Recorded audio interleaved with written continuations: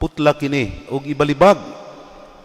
Mas maayo pa kanimo nga kawad-an ka og usa ka kamot kay istambog ka ug ang tibuok mong lawas ngadto sa impyerno.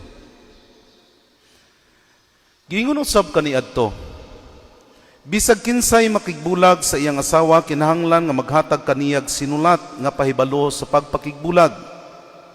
Apan karon sultihan ko kamo nga ang mubulag sa iyang asawa nga wala magluib kaniya, makasala.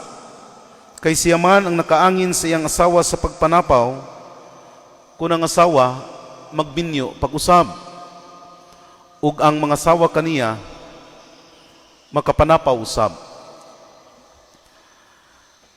Mga igsuon ang ebanghelyo sa Ginoo. Balingkod palihog. Maadjong buntag sa tanan. Mga hapit na po katuig ang milabay. Miduol kanako ang asawa sa akong first degree cousin nangayog giya ug tambag sa kahimtang sa iyang bana nga girekomenda sa doktor didto sa hospital nga putlan siyang usa ka tiil tungod sa diabetes.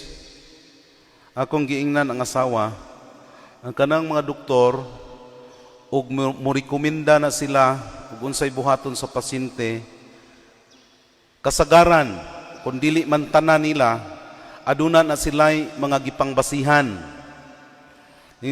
Ingon siya nako nga, lisura man sa padre, mapungkol ng akong bana, mawadag pikas tiil.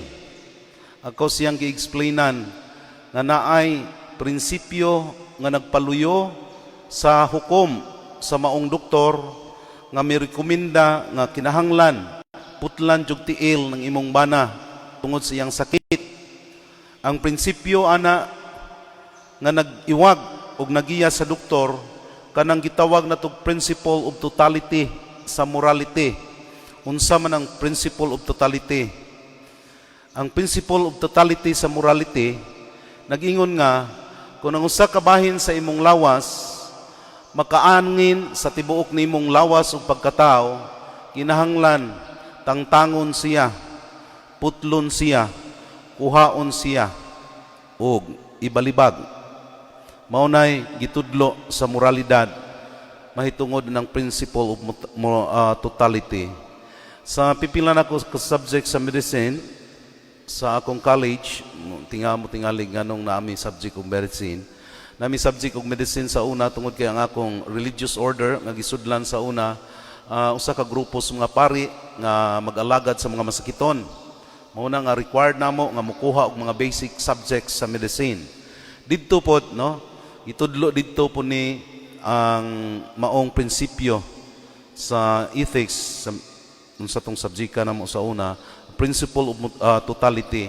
Ang kinahanglan kung ang usa ka bahin sa lawas sa tao, kung makaangin o makaalaot sa kinatibuk-an niyang lawas o sa iyang pagkatao, kinahanglan tangtangon og putlon jud na unya ibalibag kun dili ilubong no, kasagarang buhaton ilubong, tiil no, sa pagkamot baghagkwaon no, ilubong. So akong balikon no, kung ugaling ano na may naminaw karon nga pasyente unya nirekomenda ang doktor nga putlo ng part of your body, kinahanglan gyud ang sundon kay dili na tsamba-tsamba, dili na jama-jama, kun dili na principle behind ana nga nagtukmod sa doktor nga morekomenda aron dili malaot ang imong lawas, tibok nimong lawas sa imong pagkatao. Ako ning giistorya mga igsuon kay kining atong santos nga ebanghelyo karon no, sobra gyud ka radikal. Sobra kang ngilngig, no? Labaw sa tanan, sobra kalisod. Kung ato jung sundon ang pagtulunan ni Kristo, no? Kung kining atong bahin sa lawas, mata o kamot ang iyang gihisgutan karon, makaangin nato sa pagpakasa, lugiton, ug tangtangon, aron ibalibag, no? Pareho ran ni sa kung giingon ninyo, sa recommendation sa doktor, ipaputol ng tiil sa usa ka tawo kay diabetes siya, kinahanglan niyang sundon nganuman kay kundi maalaot ang iyang tibuok lawas So principle of totality. Nganong kini ang nagpaluyo ani mga binati kong maigsuon. Kaya ang mahinungdanon kaayo alang sa Ginoo manggod, gigama manggod tas Ginoo, no? Aron makighiusa niya natural to know, to love, and to serve him. Mao man ay tuyo sa Ginoo nga gigama ta niya, no?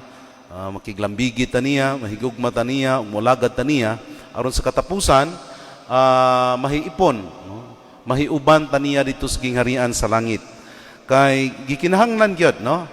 Ang term tingali nga proper nga atong gamiton ani kung ato ning i-apply sa atong pagkamakasasa, ang pagpitol sa tanang mga butang nga mao'y makaingon sa atong pagpakasa.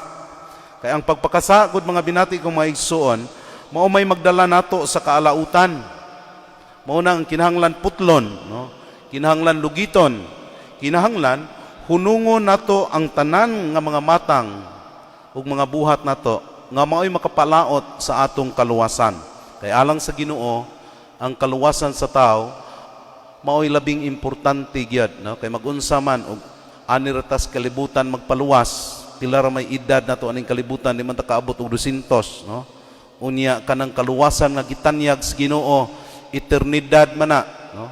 Wa man ay katapusan. Mao na ang Ginoo naghatag natog lisod nga pagtulunan, usa ka ngilngig nga pagtulunan nga nagtudlo nato na kun ugaling adunay makaingon sa atong pagkatao nga maulipon ta sa pagpakasa, kinahanglan aton ni siyang lugiton, aton ni siyang tangtangon, atong ibalibag aron ato makabot ang kaluwasan nga gitanyag sa Ginoo, ang eternidad. Manindog palihog.